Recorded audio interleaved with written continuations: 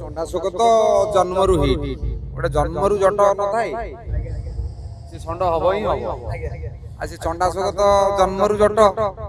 ଇଏ ଗୋଟେ ଆମର ଦିଟା ନାଟକ ହେଇଛି ଆପଣ ମାନେ ଜାଣିଥିବେ। ଚଣ୍ଡାଶୋକ ଗୋଟେ ଓଡ଼ିଆ ଅସ୍ମିତା ଇତିହାସ କଥା ଓଡ଼ିଶାର କଥା ଗାଥା ମାଟିର ଗୌରବର କଥାକୁ ନେଇକି ଗୋଟେ ନାଟକ।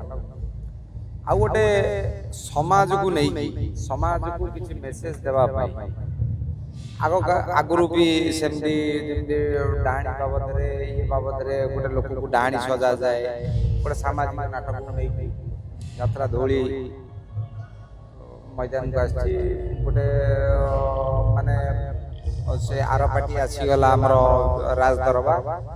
ତେଣୁ ଆମେ 3 ଦିନ ସେ 3 ଦିନ କଲେ ତେଣୁ ଯଦି 6 ଦିନ ହେଇଥାନ୍ତା ବି ଆମେ 3 ଦିନ ଏଇ ନାଟକକୁ ସେ ନାଟକକୁ 3 ଦିନ କରିବୁ ବୋଲି ଚିନ୍ତା କରିଛୁ।